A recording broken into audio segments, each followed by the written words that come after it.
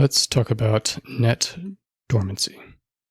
So net dormancy is a strategy for optimizing multiplayer games. Let's say that we have a world that represents a server. So here's the world's ground, and this is a server machine. You may have an actor here that represents you. And let's say that we have another actor that is a door. And we want to replicate that door to open and close. So since this is a server, I'm going to copy this and paste it for our client machine. So this is the client. And in general replication, this thing, if we were to change a variable on it to say open, it would replicate that down to the client. So you change the replicator variables on the server and it ends up on the client. But sometimes we have a problem. Let's say that we had a mansion and we just had all of these doors. Well, it's constantly having to check if any of these doors need to replicate something. And so behind the scenes, there's a list of everything that it needs to potentially replicate for each connection. So each player connected.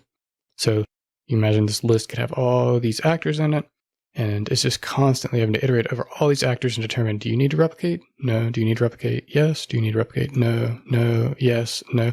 And this whole process is rather slow. And so dormancy is an optimization here. And so dormancy is an optimization with this list. Anything that's dormant just gets removed from the list. So without dormancy, we're just constantly checking if any of these doors should sit anything down into the client.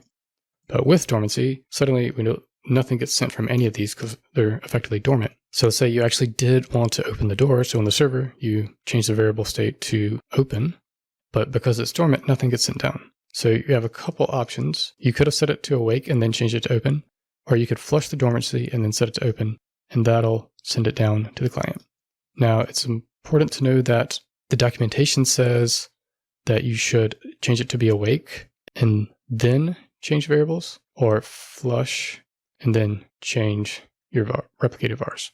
So that might be surprising because you would think maybe you flush after you change it. And if we read the documentation, that reinitializes the shadow state, and then it uses the shadow state to determine what changed and what it actually needs to replicate down. So you flush first and then change your variables, then it sends it down. We'll talk more about that in a moment.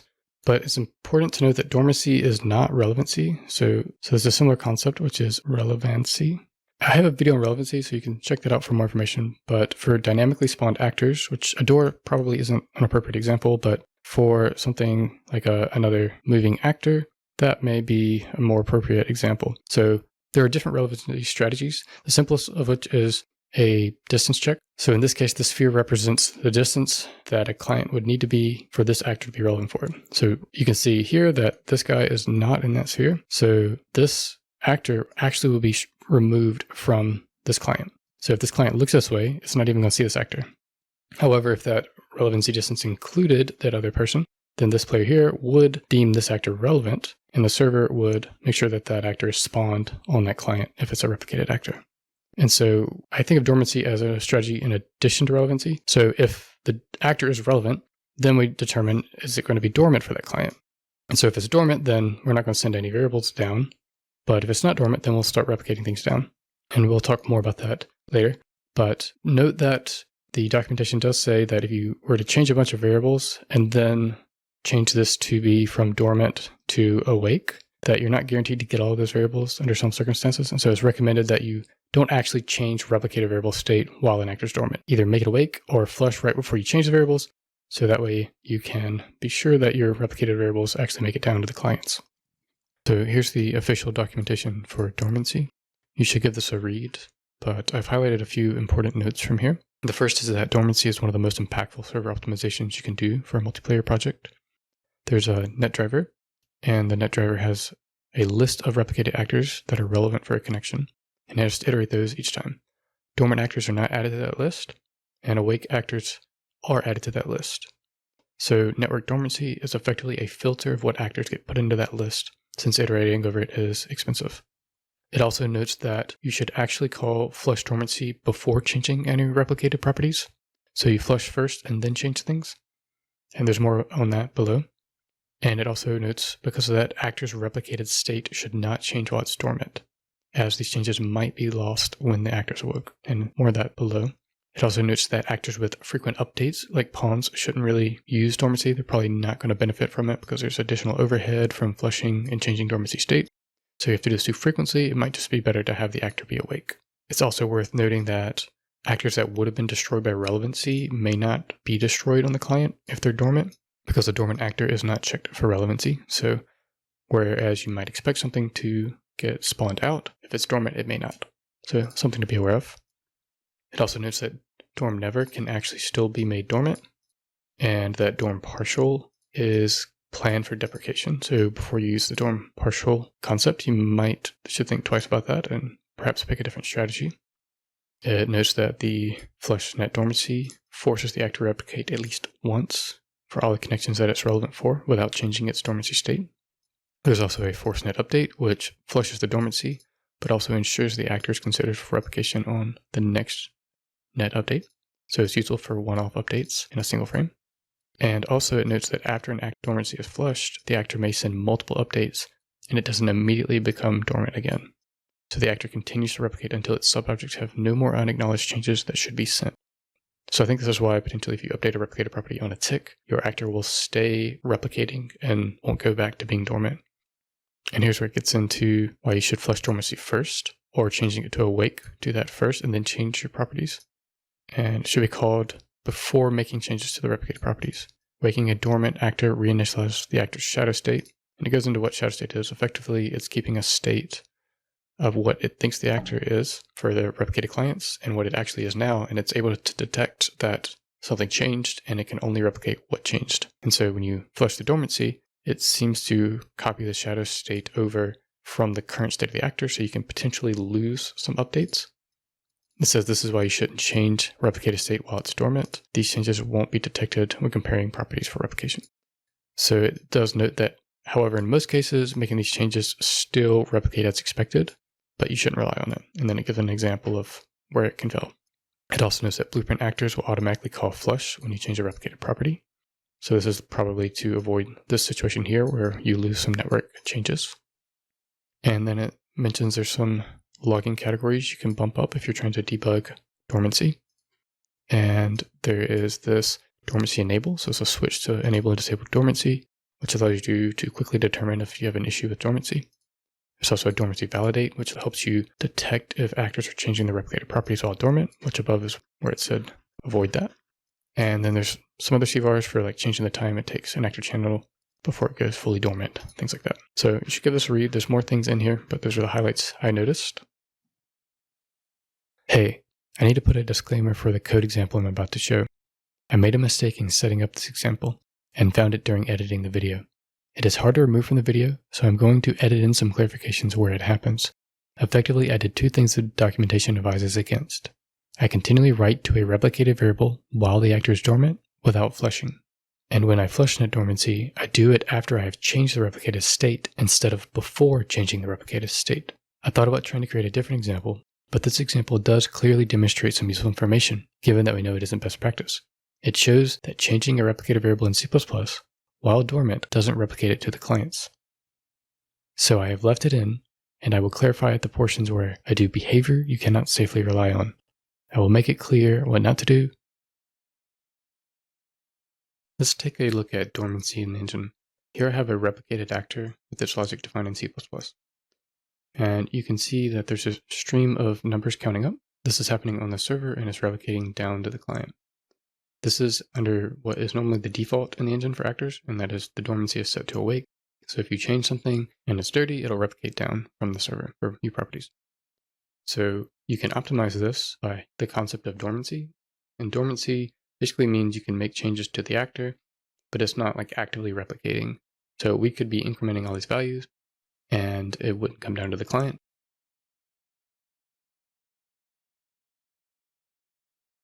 So if I go into the actor and change its net dormancy to be DormantAll, compile that, and then if I pi now, we no longer see it counting up, and it's only going to replicate to us when a dormancy flush happens. So on the server, I'm flushing dormancy, and you can see we're incrementing up about every 10 or so increments. So the server is constantly incrementing still, but it's only sending it to the client on occasion. That's when we flush the dormancy. So what does that look like in code? In code, I have this dormancy test actor, CPP dormancy. And in the constructor, I've set the dormancy to DormantAll by default instead of awake. And I've set it to be replicating, so it replicates. And I've disabled the tick by default, but it can tick.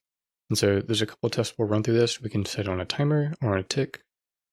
Effectively, what it does is in the lifetime properties, we replicate a view property. So I have a CVAR to switch between push and normal replication. It works the same for either though. So then we have begin play, and begin play will either start a timer or it'll set ticking enabled. So there's two options there. And if we've got this actor disabled, it'll, instead of doing either, it'll just destroy itself. So if we are using a timer, on the server only, it sets a timer to increment that value. And that value is this tick counter, which is replicated using this onRep here. So otherwise it says tick enabled, and both of these call this accumulate update times. And all this is really doing is counting up time to one, increment the counter. So after a certain amount of time, it'll increment this counter. Basically, it is after this amount of seconds, so every 1 second, we increase the counter. And after every 5 seconds, we flush. And that's all this is really doing. And I have some CVARs to control this behavior that we'll explore in a minute. Effectively, after it gets to that time, it'll wrap it around it with a float mod, getting a remainder, so that we kind of do this like cycling, and we do the tick counter. And again, this is the mistake in the video. I should not be changing this replicated variable while it's dormant. If I'm going to change this, I should go ahead and flush and then change the replicated variable to ensure that it makes it correctly to all the clients. And on a slower frequency, we're doing the same thing for flushing. See how much time is accumulated, and after an amount of time, we loop it around with the F mod, and then we flush the dormancy. So this is the magic that will cause the client to receive the property after the counter is counted down. And again, this is a mistake. I'm flushing after I change the replicated variable state. That should happen actually before, so that we ensure that the shadow state is correctly set up. And that you can see here, the tick is just calling that update times function we looked at. And the onRep counter just prints out the counter value. And we also have a custom get net dormancy that I'll explore in a moment when you're using net partial. It uses this to determine if it should be dormant. And we also have a multicast RPC. So brushed over this, but there is a reliable RPC, and this has an effect on dormancy. So we can see what that is. I've set it up so that when the actor overlaps, if we're on the server, we invoke this multicast RPC. So it should go to the server and to the clients on an overlap, so we can test that pretty easily. And that's about it. So let's get to looking at the caveats, because there are some things you need to be aware of. So we're looking here, if I run up to it, it'll invoke an overlap. There's a small box around it and call it RPC. You can see by the prints at the top, it's still only updating the count every 10 or so when we're doing a dormancy flush, and that's in red text. So if I overlap this, we immediately get an update and we get a dormancy. So I'm not actually doing any flushing on this overlap. It's just invoking an RPC. We can debug that. If I step over that, get the breakpoint, and we only do the RPC on the server. So we'll continue. We're on the server. We do the multicast. Drop a breakpoint right here. Continue. Dedicated server does the multicast. You can see there's nothing in here flushing dormancy. It's just printing effectively the value. And again, we get this on the client now. So it's as if calling an RPC flushes your dormancy. So that's the first thing to be aware of. If you call an RPC, you flush dormancy. Note that changing a property value in code at least doesn't flush your dormancy. Because if I go down here, we can see increment the tick, and we can put a breakpoint on the flush. And this is only running on the dedicated server. You can see I'm incrementing that tick counter multiple times, but I'm not tripping the flush. This is why you only see it update on occasion. Finally, hit this flush in a dormancy, and so that's when it would naturally replicate the value down to the client. I'm going to remove these breakpoints. So now there are some further things to test. So that was on a timer, but if you're just testing dormancy, you might try testing with a tick. And so I'm going to turn the CVAR on to turn on the tick. And then I'm also going to enable another CVAR that always increments the counter. It doesn't wait, it just increments it.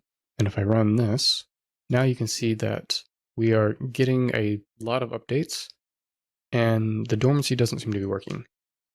So you might think that tick is causing it to flush, having tick enabled, but if we look a little bit closer at this, we can use the display all cheat to inspect the dormancy of the actor. And we can see that on the server it's DormantAll. So it is dormant, but it's still sending a lot of updates. There's a lot of on reps being called. And if I disable this always increment counter, we can see that suddenly we stop getting those updates and everything is now switched to DormantAll. So it seems there's something about a really high frequency change that's keeping it from going dormant. So that's a good thing to be aware of. If you're using a tick and changing something on a tick, you might accidentally be undermining your net dormancy strategy. And with this debug now enabled, you can see that briefly flashes to not dormant because of that flush, to awake, and then it goes back to DormantAll. And so that's the behavior of DormantAll. So that was the first kind of caveat, is that don't be misled by tick. If you have a tick enabled and it's constantly setting it, it can get kind of stuck in a state of never being able to return to being dormant. And I'll re-enable the timer approach, stop high. So in summary, in code, setting a property in code and marking it dirty doesn't flush your dormancy, but calling an RPC does. And it doesn't matter if we use push or regular old legacy replication. I guess I can test that. So if I set the CVAR to use push replication to 0, we can go over here and set a breakpoint right here. And we should now be using the legacy replication. So we can see that we've hit the legacy side of this. And here we'll make sure that we're not marking anything dirty. Here we've incremented the counter, but since we're not using push, we skipped the property marked dirty, so confirm that we're using legacy. And now we're seeing that dormancy is also still working. So that covers the C++ side of it. Just changing a property doesn't flush dormancy, but calling an RPC will ultimately flush dormancy. Let's take note that you should actually be flushing before you change the variables, and you also should do it any time that you change the variable. And Blueprint will actually do this for you. So if you change a replicator variable in Blueprint, it'll go ahead and make sure that the dormancy is flushed before it's changed. Now, things are a little bit different in Blueprint, so you need to be aware of that. So if you're converting from Blueprint to code, you might see a behavior change. So I have a bool here on this actor, enable this test, and if it's false, it destroys it, so this won't be used in the test. And I have the same thing over here in the Blueprint side of it.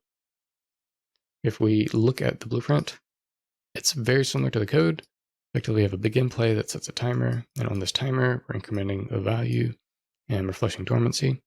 But the dormancy flush happens later, and the increment value is a replicated property. We have an onRep that will print when the value changes. And we have an actor overlap logic that will call a multicast RPC that is reliable. So we can start testing this and see how it behaves differently. I've went to this Blueprint actor, and if we search in the class defaults for dormancy, you can see that it is DormantAll. So there's a special thing here I have called increment in Blueprint. So by default, I'm just going to increment this replicated property in Blueprint, but the dormancy is DormantAll. So here's where the first behavior change is. We are seeing a constant stream of updates. And if I use the display all cheat on this Blueprint actor, so that display all cheat is display all bp underscore test dormancy bp. That's the name of that class. And then I add the underscore c, and then net dormancy is the property I want to analyze. And we can see that it's DormantAll, but it keeps changing. And if we look at the blueprints, so hop over here, we can see that it is incrementing and it's only occasionally flushing the dormancies. Why do we have a constant stream? And it has to do with Blueprint. When you set a replicated property, it effectively flushes the dormancy. So that's a difference between Blueprint and code. But another important caveat is that Blueprint isn't magic and it can't tell what you're doing in code. So I have this bool here to increment Blueprint, so we're incrementing Blueprint. But I also wrote this function, which is incrementing in code. All it's doing is the same thing, but we're not marking it dirty or anything. So you also need to be aware that if you're passing around references on Blueprint and relying on that implicit dormancy flush from changing it, you might undermine that. So you may need to do an explicit flush. So this test actor, all it has in it is a begin play that does nothing. There's no property set. And we just have this static function where we can modify the property. So I'll stop pi over here, and I'll uncheck this increment blueprint, and now we'll play. And now we start to see what we were seeing with code class, and that the stream of update values only make it to the client once we have flushed dormancy on the server.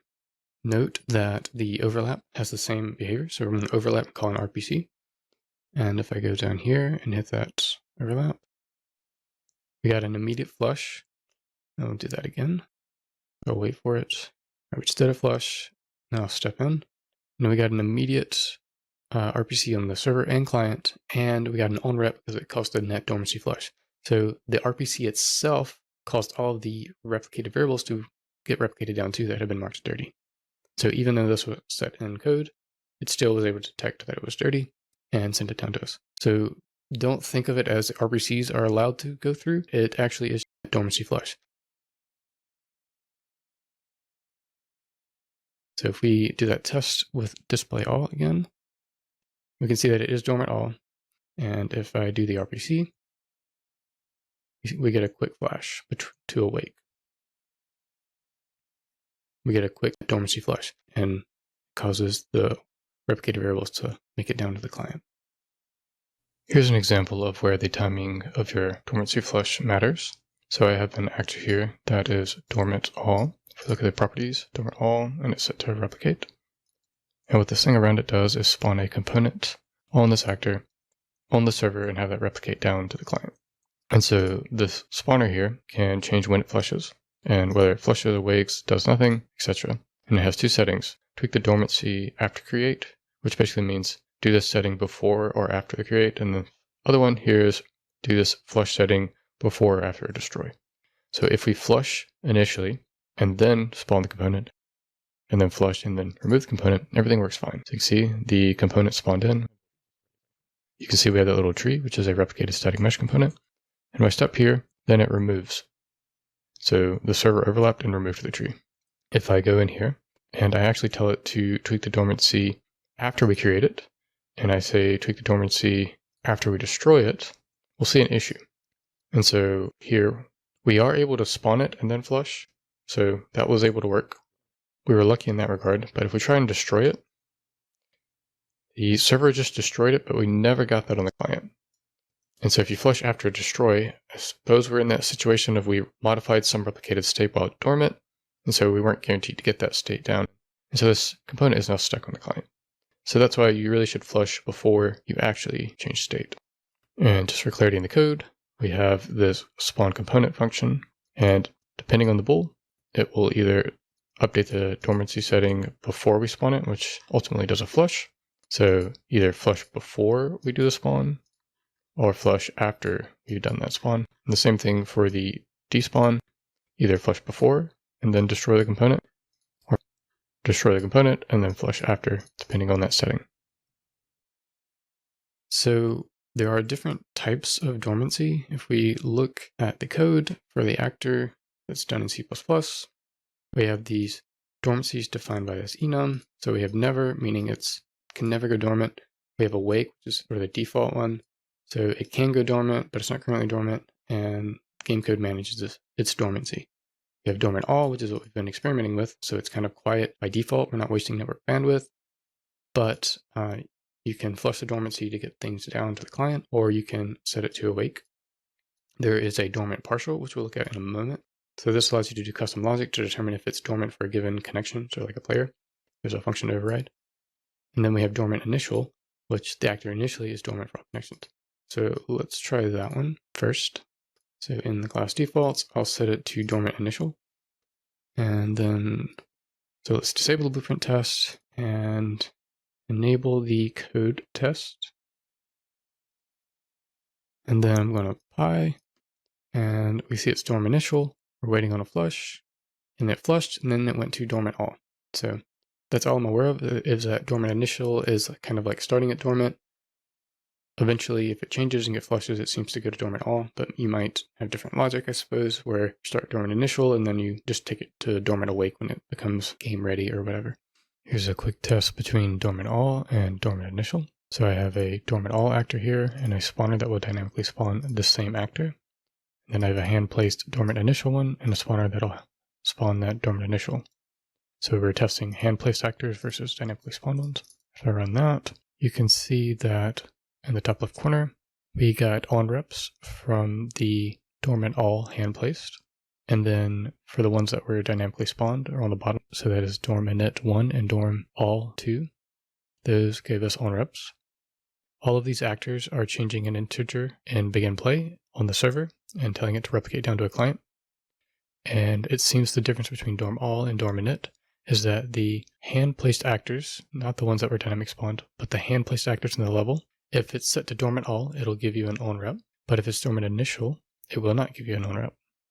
So dormant initial really means from the initial state of the game, that actor will not replicate. But a dormantall actor can replicate when the actor is first set up in the level. And the code for that is just a replicated variable here. And in begin play, we add one to that replicated variable and mark it dirty. And then in our on rep, we print. And you can see that we have a dormall and a dorminit actor here. If I open up the dorminit, let me check for the modified properties. That one's dorminit. And if we open up the dormantall, you can see the modified properties is dormantall. And these inherit from effectively that code class. Note that dormantall versus dormant initial in Blueprint behavior is different. So I disabled these dynamic spawners and I added a Blueprint replicated variable to these two and I enabled it with this pool. So if it's the server or has authority and it's enabled to replicate a VP variable, we just increment that replicated variable and the on rep just prints out the variable value. And if we run pi, you can see that we got the on reps for both the dorm initial and the dormantall. So that's a difference in how code behaves. It's good to be aware of. So that's dormant initial. There might be some more nuance there that I'm not aware of, but this dormant partial is the customized one. So if we look at what I have here, I've overrode the virtual function getNet dormancy, and if I go to that, basically it gives us a lot of information like the view position, view direction, viewer, view target, actor channel, time, some bandwidth. And so I'm just going to do a kind of custom view dormancy where if you are looking at it, it's not dormant. And if you look away at it, then it becomes dormant. So make a vector to the view target. So I say the view target's location minus the viewer's location. I do a dot product between those two. We don't need to normalize. All I care about is the signs. So we dot product both of those two. And then I check if it's negative or go to 0, then consider it dormant. So basically, if you remember the dot product, it's the length of the two vectors multiplied by each other times the cosine of the angle between them. And when it's behind, the cosine is in such a way that it basically returns negative. If they're roughly looking at each other, it's positive, and it approaches 0 as it gets to like perpendicular or to the side, and then as it goes behind you, it becomes negative. So we don't really need to normalize this. We don't care about the links, we just care about the sign. So if it's behind you, consider it dormant, and we can test that. I'll put a breakpoint here and go to the CPP actor, and we'll set its dormancy to partial. Compile that and play. Now we are looking at it, and I'm getting a constant stream of values while I'm looking at it. And if I turn around so that I'm no longer looking at it, those values will eventually stop. The only thing that will bring them back in is our heartbeat that's flushing the dormancy. And so if I turn back around and look at it, start getting a stream of values again because that custom dormancy is considering it not dormant. All right, so now that I'm looking at it, if I drop a breakpoint here, with the breakpoint, we can see the dot product result, and that it's considered dormant false because we are looking at it. So I resume, turn around, should go dormant, drop a breakpoint, and now we hit it again. The dot product is negative, so it should be considered dormant. So that's the custom dormancy from Dormant Partial. So I hope that helps. Dormancy has quite a few little things that you have to be aware of, like the difference between code and Blueprint, changing values, and flushing dormancy. To summarize again, changing a replicated property in code does not trigger a flush. Calling an RPC in code does trigger a flush, a net dormancy flush. And Blueprint, setting a replicated variable does trigger a flush, and a RPC triggers a flush. But Blueprint can't always know what a native function is doing. So if you have a function that's taking a value by reference and changing it, you are not necessarily going to trigger a flush there. And that may be what you want, but it also can impact you if you don't realize it. For example, you could write some utility nodes that maybe you're modifying stuff for reference, and so you just need to be aware that you may need to flush using one of those custom nodes you've written in C++. Let's take note that you should actually be flushing before you change the variables, and you also should do it any time that you change the variable. And Blueprint will actually do this for you. So if you change a replicator variable in Blueprint, it'll go ahead and make sure that the dormancy is flushed before it's changed. So I hope that helps. Let me know if you have any comments, questions, concerns, or even corrections in the comments below. And until next time.